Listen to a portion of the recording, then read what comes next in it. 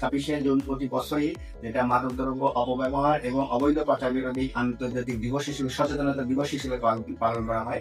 এটা হচ্ছে মেইনলি মাদকদ্রব্য যারা নিচ্ছে, যারা আসক্ত হচ্ছে, যারা আক্রান্ত হচ্ছে, তাদেরকে চিকিৎসা দেওয়া, প্লাস হচ্ছে যে যাতে পরবর্তীতে এটার সাথে যুক্ত না হয়, অথবা যে ইয়াং জেনারেশন এটার সাথে যুক্ত হতে যাচ্ছে তাদেরকে রোধ করা।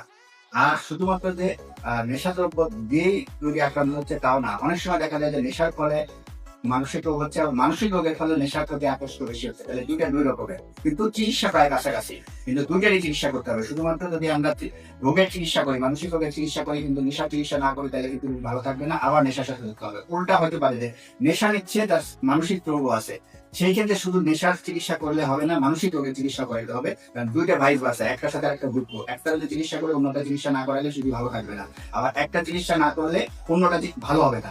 দুইটার সাথে দুইটা রিলেটেড, দুইটা চিকিৎসাই আমাদের লাগবে। আর সেই ক্ষেত্রে চিকিৎসা করানোর জন্য আপনারা মানসিক রোগ বিশেষজ্ঞ ঢাকা মেডিকেল কলেজে যোগাযোগ করতে পারেন। আর এরকম যেগুলো রিহ্যাবিলিটেশন সেন্টার আছে, বিশেষ করে দক্ষিণ কেরানীগঞ্জের অবস্থিত লং লাইফ হাসপাতালে আপনারা নিয়ে আসতে পারেন। আমি এখানে মাসে 2বার করে আসি। আপনারা এখানে যোগাযোগ করে আমাকে সরাসরি এখানে আউটডোর রোগী হিসেবে দেখাইতে পারেন, অথবা এখানে ভর্তি থাকলে আমি তাদেরকে তো দেখি।